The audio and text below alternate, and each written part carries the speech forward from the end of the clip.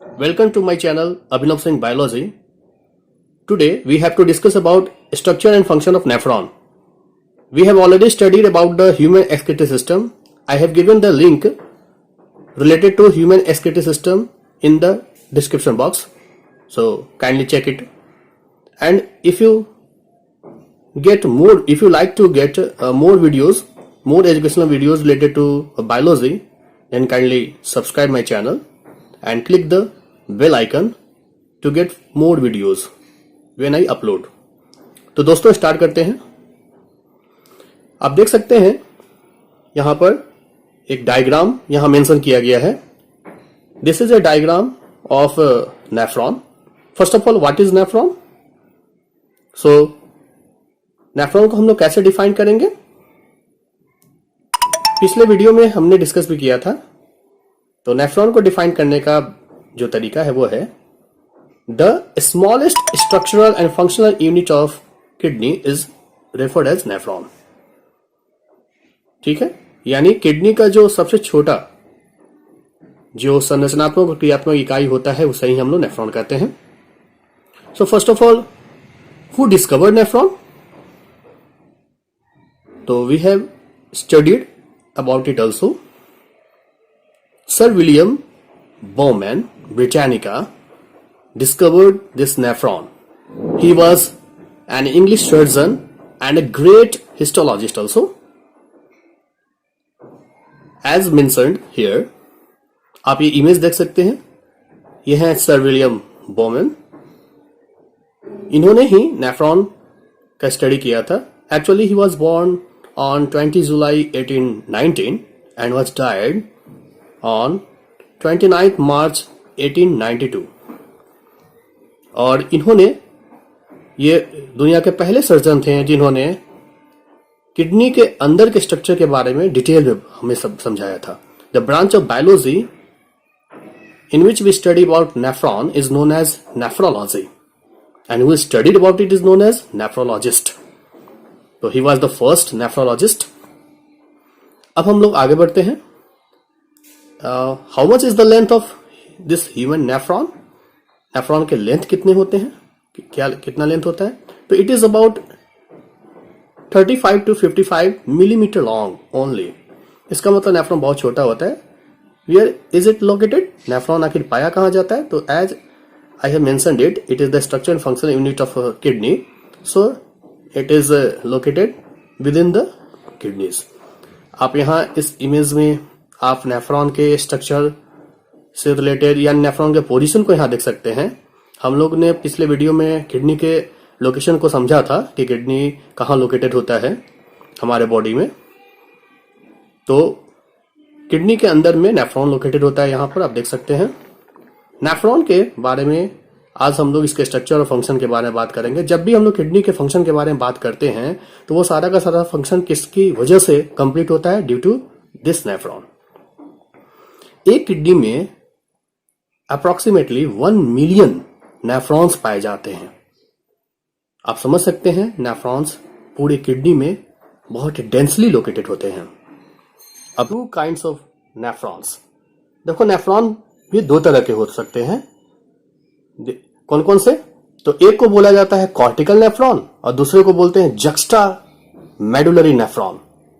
जैसा इसका नाम है वैसा ही इसका काम है। तो जैसे पहला क्या है? Cortical nephron. तो कॉर्टिकल नेफ्रॉन हमने देखो पिछले बार भी पढ़ा था, हमने किडनी के स्ट्रक्चर में ये चीज डिस्कस किया था कि कॉर्टेक्स किडनी में 2 पार्ट होते हैं। एक कॉर्टेक्स रीजन होता है, दूसरा मेडुला रीजन होता है। कॉर्टेक्स आउटर मोस्ट रीजन को बोलते हैं और मेडुला इनर मोस्ट रीजन को बोलते हैं। तो जैसे ही कॉर्टिकल नेफ्रॉन की बात कर रहे हैं, इसका मतलब है कि वो ऐसा नेफ्रॉन होगा जिसका हेनले लूप भी, जो कि लॉन्गर पार्ट होता है किसी भी नेफ्रॉन के स्ट्रक्चर में, तो वो हेनले लूप भी वो टोटल का टोटल या मैक्सिमम पार्ट हेनले लूप का भी कहां पर एम्बेडेड होगा, किस लोकेशन में वो पाया जाएगा? तो कॉर्टेक्स लोकेशन में पाया जाएगा। रीनल कॉर्टेक्स वाले रीजन में ही पाया जाएगा। मेडुला वाले रीजन में या तो पार्शियल या तो बिल्कुल भी वो नहीं पाया जाएगा कोई भी नेफ्रॉन का पार्ट। देखो ज्यादातर जो नेफ्रॉन किडनी में पाए जाते हैं वो कॉर्टिकल नेफ्रॉन ही होते हैं। बताया तो यह भी जाता है कि 75 to 80% जो नेफ्रॉन्स होते हैं ना किडनी में, वो कॉर्टिकल नेफ्रॉन्स ही होते हैं। यहाँ पर आप डिफरेंस देख सकते हैं, यहाँ पर डिफरेंस यहाँ पर आपको दिखाया जा रहा है। ये कॉर्टिकल और जक्स्टा मेडुलरी नेफ्रॉन के बीच में डिफरेंसेस है, कुछ डिफरेंसेस ये आप पढ़ भी सकते हैं और इससे क्लियर भी हो जाएगा। अगर एग्जाम में पूछा जाता है तो ऐसा भी हम लोग डिस्कस कर सकते हैं, ये चीज हम लोग याद भी कर सकते हैं, आप स्क्रीनशॉट भी ले सकते हैं। तो इस तरह से ये पता चला कि ठीक है, cortical nephron is the nephron in which most of the parts and almost parts of the nephrons are present in the cortical region or the cortex location, whereas juxtamedullary nephrons are the nephrons in which most of the parts are located in the medullary region of the kidney। ठीक है, देखो जैसा कि मैंने बताया कि cortical nephron सबसे ज्यादा संख्या में पाए जाते हैं किडनी में और बहुत ही कम संख्या में जक्स्टा मेडुलरी नेफ्रॉन पाए जाते हैं। देखो जक्स्टा का मतलब होता है, जक्स्टा का मतलब ये होता है नेक्स्ट या बगल में, नियर। ठीक है, तो जक्स्टा मेडुलरी यानी मेडुला के लोकेशन में पाया जाता है। तो देखो ये जो आप देख रहे हैं जक्स्टा मेडुलरी नेफ्रॉन, इसमें आप देखो तो नेफ्रॉन का जो सबसे लंबा पार्ट है हेलनेस लूप, वो ज्यादातर कहां पर लोकेटेड आपको नजर आ रहा है, किस पार्ट में, इनर मोस्ट पार्ट में, मेडुला पार्ट में, इसलिए इसका नाम है जक्स्टा मेडुलरी नेफ्रॉन, जो कि बहुत ही कम संख्या में पाया जाता है। तो इस तरीके से ये नेफ्रॉन के काइंड्स के बारे में था। ठीक है, फिर देखते हैं आगे क्या है। अब हम थोड़ा नेफ्रॉन के बारे में थोड़ा स्टडी कर ले, इसके स्ट्रक्चर के बारे में स्टडी कर लें। जैसा हमें पता है शुरू से कि किडनी के अंदर जो इम्प्योर ब्लड होते हैं, जो किडनी के अंदर एक्चुअली इम्प्योर ब्लड जो किडनी के अंदर जिस ब्लड वेसल के थ्रू आता है या पहुंचाया जाता है, उस ब्लड वेसल को रीनल आर्टरी कहा जाता है। और जब किडनी में ब्लड का अल्ट्रा फिल्ट्रेशन हो जाता है और वह ब्लड जब फ्रेश हो जाता है, प्यूरिफाइड हो जाता है, तो उस प्यूरिफाइड ब्लड को किडनी से बाकी सारे ऑर्गन्स तक ले जाने का काम रीनल वेन करता है। तो यहां पर एक अभी हमने यूज किया एक ब्लड वेसल के बारे में, हमने बताया रीनल आर्टरी। तो रीनल आर्टरी किडनी के अंदर सब डिवाइडेड हो जाता है और आर्टेरियोल्स बनाता है। आप जानते हैं, हम लोगों ने पिछले हमने वीडियो बनाया था ह्यूमन सर्कुलेटरी सिस्टम से रिलेटेड, उसका भी लिंक हमने डिस्क्रिप्शन बॉक्स में दे रखा है, आप वहां से भी चेक कर सकते हैं। उस वीडियो में हमने चर्चा किया था कि आर्टेरियोल का फॉर्मेशन कैसे होता है और कैपिलरी कैसे बनते हैं। आर्टेरियोल्स के ही कलेक्शन को कैपिलरीज कहा जाता है। तो किडनी के अंदर ये जो नेफ्रॉन के बारे में हम लोग जो स्टडी कर रहे हैं, तो रीनल आर्टरी में भी कैपिलरीज का फॉर्मेशन होता है, आर्टेरियोल्स के बंच बनते हैं, टीम बनते हैं। और वो कौन से आर्टेरियल हो सकते हैं, वो एफरेंट आर्टेरियल होते हैं और इफरेंट आर्टेरियल होते हैं। एफरेंट आर्टेरियल के थ्रू इम्प्योर ब्लड नेफ्रॉन में लाया जाता है और इफरेंट आर्टेरियल के थ्रू प्यूरिफाइड ब्लड को किडनी से बाहर ले जाया जाता है।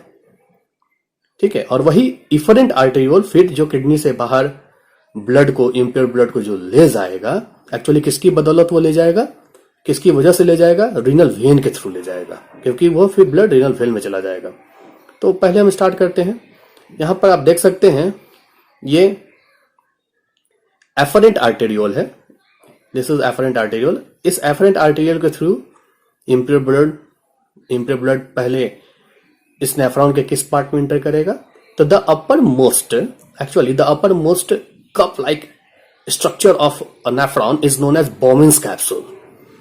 एक्चुअली हम उन्हीं बोमेन के बारे में, जिसके बारे में हमने कुछ देर पहले बात कर रहे थे, इन्हीं बोमेन के द्वारा बताया हुआ ये स्ट्रक्चर है, इसलिए उनके नाम की वजह से इसका नाम पड़ा Bowman's capsule. Bowman's capsule is connected with a large blood capillaries network. यही एफरेंट आर्टेरियोल कई सारे कैपिलरीज में बट गया है। यहां पर आप देख सकते हैं कई सारे कैपिलरीज यहां पर आपको नजर आ रहे हैं अंदर में। इसे ग्लोमेरुली कहा जाता है इन प्लूरल फॉर्म, या ग्लोमेरुलस कहते हैं। ठीक है, एंड द कलेक्शन ऑफ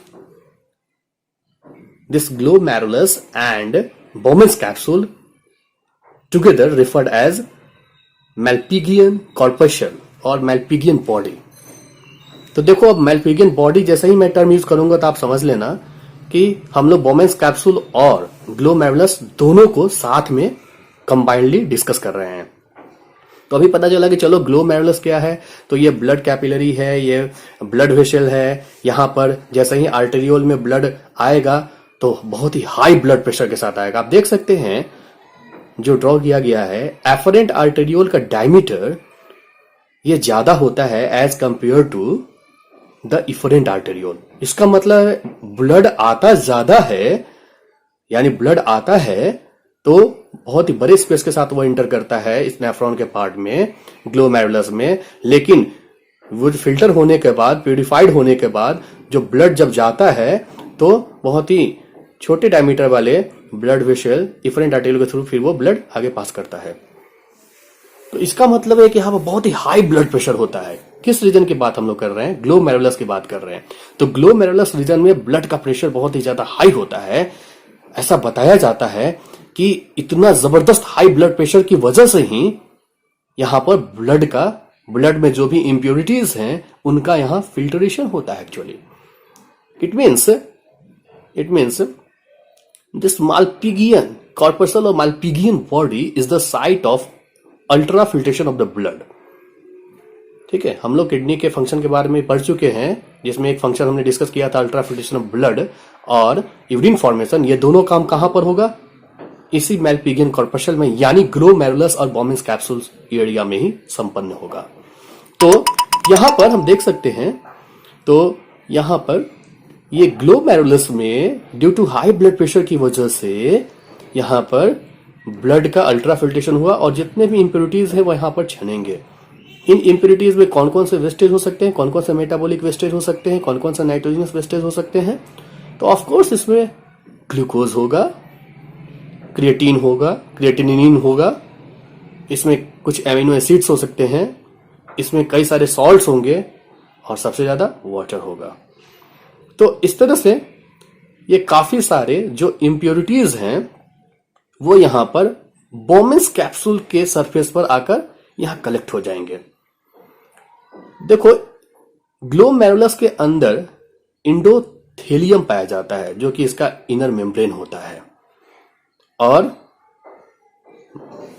यहां बोमेंस कैप्सूल के सरफेस पर कई सारे स्पेशलाइज्ड सेल्स होते हैं जिन्हें पोडोसाइट्स कहा जाता है। तो पोडोसाइट्स, इंडोथेलियम और यहां पर जो कई सारे स्लिट्स प्रेजेंट होते हैं, इन सब की वजह से यहां पर ब्लड का अल्ट्रा फिल्ट्रेशन हो पाता है और ब्लड के जो इंप्योरिटीज है वो छनकर और बोमेंस कैप्सूल वाले एरिया पर लगातार गिरते रहते हैं। अब ये पूछा जाता है, एक डेटा लिया जाता है कि अच्छा कितना ब्लड, हम लोग जानते हैं कि हमारे बॉडी में, हमारे एक ह्यूमन एडल्ट बॉडी में कम से कम 5 लीटर ब्लड तो होना ही चाहिए। तो पर डे आखिर हमारे बॉडी में वो जो 5 लीटर जो ब्लड है हमारे पास, तो पर डे कितना यूरिन बनता होगा? तो पर डे हमारे बॉडी में 1.5 लीटर यूरिन का फॉर्मेशन कम से कम हो ही जाता है। ठीक है, एक नॉर्मल हेल्दी पर्सन की बात हो रही है। तो यहां पर मिनट, वहां पर डे की बात हो रही थी, अब पर मिनट पर हम लोग आ जाते हैं। 1 मिनट में 1200 ml जो इम्प्योर ब्लड है वो इस ग्लोमेरुलस सरफेस में इंटर करता है, और उसमें से वह जो 1200 मिलीलीटर जो ब्लड फिल्टर होता है, तो उसमें से कितना ब्लड फिल्टर होकर फिर आगे बोमेंस कैप्सूल वाले रीजन में पहुंच पाता है? 125 ml ओनली, मात्र 125 मिलीलीटर पर मिनट।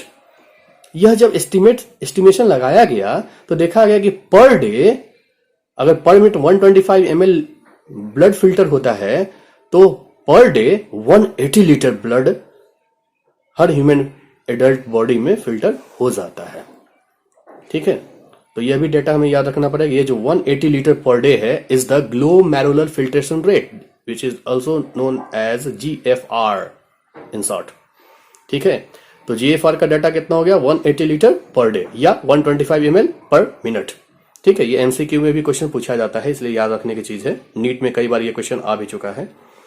फिर इसी तरह से हम लोग आगे बढ़ते हैं। तो पता चला कि चलो अब बोमेंस कैप्सूल के सरफेस पर इनिशियल यूरिन का फॉर्मेशन हो चुका है। ये जो इम्प्योरिटीज हैं, जो ब्लड के अल्ट्राफिल्ट्रेशन के फलस्वरूप जो बने हैं, ये असल में क्या है? यही तो यूरिन है, ठीक है। तो लेकिन ये इनिशियल यूरिन है। देखो, यूरिन का पीएच वैल्यू 6.0 होना चाहिए। 6.0 जैसे हम पीएच वैल्यू की बात कर रहे हैं, इससे यह तय हो जाता है कि स्लाइटली एसिडिक नेचर का होगा, ठीक है। तो ये टोटल का टोटल पीएच बैलेंस या इस यूरिन में जो मिनरल्स का जो बैलेंस है, वाटर का जो बैलेंस है, यानी ऑस्मो रेगुलेशन का जो प्रोसेस है, ये सारा का सारा रीनल ट्यूब्यूल्स में होगा, ठीक है। तो रीनल ट्यूब्यूल्स के अंतर्गत कौन कौन से चीज आ रहे हैं? तो ये आप सबसे पहला ट्यूब देख रहे हैं जो कहलाता है पीसीटी, प्रॉक्सिमल कन्वोल्यूटेड ट्यूब्यूल। उसके बाद फिर नीचे आएंगे, नीचे जो देख रहे हैं ये लूप की तरह जो स्ट्रक्चर देख रहे हैं, लूप लाइक स्ट्रक्चर, या जो फीमेल यूज करती हैं, जो हेयर पिन यूज करती हैं उसकी तरह ये जो लूप लाइक स्ट्रक्चर है, इसे कहा जाता है हेनलेज लूप। हेनले एक साइंटिस्ट थे, उनके नाम पर यह पड़ा है हेनलेज लूप, या लूप ऑफ हेनले भी कहते हैं। इस हेनले लूप में आप देख रहे हैं सबसे पहले ये डिसेंडिंग लिम्ब है, यानी, और उसके बगल में जो ऊपर की ओर जो चढ़ रहा है ये पाइप, ये कहलाता है असेंडिंग लिम्ब। ये दोनों, चाहे डिसेंडिंग लिम्ब हो या असेंडिंग लिम्ब हो, ये दोनों लूप ऑफ हेनले या हेनलेज लूप के ही पार्ट हैं, ठीक है। फिर ये जो असेंडिंग लिम्ब है, इससे फिर यूरिन चढ़कर और फिर कहा जाता है लास्ट ट्यूब्यूल में, last part of the renal tubule में, जिसे कहते हैं डीसीटी, डिस्टल कन्वोल्यूटेड ट्यूब्यूल, ठीक है। और फिर तब जाकर यूरिन फाइनलाइज हो जाता है और फिर तब जाकर जो है ये कलेक्टिंग डक्ट में कलेक्ट हो जाता है। कलेक्टिंग डक्ट को कलेक्टिंग ट्यूब भी कहते हैं। और फिर यह कलेक्टिंग डक्ट या कलेक्टिंग ट्यूब जो है किडनी के क्लेविसेस, किडनी के अंदर क्लेविसेस से जुड़ा होता है और क्लेविसेस में यह वह फाइनल यूरिन पहुंच जाता है। और फिर यूरिन जो क्लेविसेस होते हुए फिर क्लेविसेस के अंदर पिरामिड्स में जाता है, रीनल पिरामिड्स में, और फिर किडनी के अंदर रीनल पेल्विस होते हुए वो फिर बाहर यूरेटर की तरफ निकलता है और यूरेटर के थ्रू वो फिर नीचे की ओर पाइप के थ्रू वो पहुंचते हुए, ट्यूबुलर अरेंजमेंट से पहुंचते हुए वो फिर यूरिनरी ब्लैडर में स्टोर होता है और फिर फाइनली यूरेथ्रा के थ्रू वो फिर इजैकुलेट हो जाता है या मिक्चुरेट हो जाता है, यानी यूरिन का रिलीजिंग होता है। लेकिन हम लोग अभी पहले किडनी के अंदर का ये जो नेफ्रॉन है इसको थोड़ा और अच्छे से समझेंगे। तो सबसे पहले मैंने क्या बताया था कि बोमेंस कैप्सूल के सरफेस पर जो है इनिशियल यूरिन का फॉर्मेशन हो चुका है। अब इनिशियल यूरिन जो है वो फिर आगे किस रीनल ट्यूब्यूल में पहले हो गया? PCT, proximal convoluted tubule. तो प्रॉक्सिमल कन्वोल्यूटेड ट्यूब्यूल में क्या होगा यहां? तो देखो यहां पर जो है, यहां पर पार्शियल रीएब्जॉर्प्शन होगा। पूरी तरीके से रीएब्जॉर्प्शन नहीं होगा लेकिन पार्शियल रीएब्जॉर्प्शन होगा, ठीक है। यहाँ पर पार्शियल रीएब्जॉर्प्शन होगा, यानी इवन यहाँ तक ये भी हो सकता है कि इसमें मौजूद जो कई सारे इलेक्ट्रोलाइट्स हैं, सीधा जानो कि पार्शियल रीएब्जॉर्प्शन से तो होता है कई सारे आयंस का, लेकिन most of the electrolytes are reabsorbed here. कहा तो यह भी जाता है कि 70 to 80% इलेक्ट्रोलाइट्स का रीएब्जॉर्प्शन कहाँ होता है? इसी पीसीटी में, प्रॉक्सिमल कन्वोल्यूटेड ट्यूब्यूल में। और फिर उसके बाद इसमें वाटर का भी रीएब्जॉर्प्शन होता है। ग्लूकोज तो पूरी तरीके से रीअब्सॉर्ब कर लिया जाता है, क्योंकि देखो जो भी वेस्टेज है वो सारे के सारे वेस्टेज या इम्प्योरिटीज जो है, जो ब्लड के जो सारे के सारे इम्प्योरिटीज जिनसे यूरिन बना है, उसमें कई सारे यूजफुल प्रोडक्ट्स भी मौजूद होते हैं, जैसे ग्लूकोज। तो ग्लूकोज जो है वो यूरिन के थ्रू बाहर निकले, यह भी ठीक बात नहीं है। उस ग्लूकोज का यूज कर लेना है ना बॉडी को, तो इसलिए ये ग्लूकोज का कंप्लीट रीअब्जॉर्प्शन कर लिया जाता है यहीं पर पीसीटी में, ठीक है। ये सारे के सारे जो रीनल ट्यूब्यूल्स है, चाहे पीसीटी हो, हेनलेज लूप हो या फिर डीसीटी हो, ये सारे के सारे ब्लड कैपिलरीज का भी यहाँ पर इन सब में नेटवर्क होता है। इसलिए सारे के सारे ब्लड कैपिलरीज के द्वारा जो साइडवाइज इनके साइडवाइज प्रेजेंट होते हैं, उनके द्वारा ये रीअब्सॉर्ब कर लिया जाता है। तो most of the electrolytes are reabsorbed through PCT here, ठीक है। उसके बाद फिर ब्लड जो है, उसके बाद फिर जो आगे बढ़ रहा है वो यूरिन बढ़ रहा है, ठीक है। तो यह इनिशियल यूरिन जो है वो अभी हाइपोटोनिक नेचर का है। वो हाइपोटोनिक नेचर का जो इनिशियल यूरिन है वो फिर नीचे पास करेगा और फिर नीचे का जो पार्ट है रीनल ट्यूब्यूल का पार्ट, वो क्या कहलाता है? Henle's loop. तो हेनलेज लूप के किस पार्ट में पहले पहुंचेगा? डिसेंडिंग लिम्ब में। डिसेंडिंग लिम्ब और असेंडिंग लिम्ब दोनों का प्रॉपर्टी एक दूसरे के एंटागोनिस्टिक होता है, अपोजिट होता है। देखो ये याद रखने की चीज है कि द डिसेंडिंग लिम्ब ऑफ हेलनेस loop is impermeable to salts but is permeable to water, whereas the ascending limb of Henle's loop is impermeable to water and is permeable to salts. So ये दोनों limb एक दूसरे के opposite function कर रहे हैं और ब्लड करंट के अपोजिट फंक्शन कर रहे हैं, इसलिए इस सिस्टम को, इस मैकेनिज्म को काउंटर करंट मैकेनिज्म कहा जाता है। और ये काउंटर करंट मैकेनिज्म असल में ऑस्मो रेगुलेशन को इनहेंस करने का एक बेहतरीन प्रोसेस है। हमारे बॉडी में ऑस्मो रेगुलेशन का मैक्सिमम वर्क जो है वो यहां पर कंक्लूड होता है। What is the process of osmoregulation? What is osmoregulation? Osmoregulation is the process of the maintenance of water and salt balance inside our body. तो water और salt का जो बैलेंस होगा यहां पर, वो चीज क्या होगा? बैलेंस कैसे होगा? तो बार बार रीएब्जॉर्प्शन होगा, ट्यूबुलर रीएब्जॉर्प्शन होगा, वो यहां पर पूरी तरह से कंक्लूड या कंप्लीट किया जाएगा। ठीक है, तो जैसा कि मैंने बताया कि यह जो डिसेंडिंग लिम्ब है हेलनेस लूप का, ये वाटर के लिए परमिएबल है, तो ज्यादा से ज्यादा वाटर यहां पर रीएब्जॉर्ब किया जाएगा। ठीक है, तो यहां पर वाटर का लेवल यानी सॉल्वेंट का लेवल बढ़ गया, तो जो हाइपोटोनिक सॉल्यूशन था, जो हाइपोटोनिक यूरिन था, is then converted into hypertonic urine.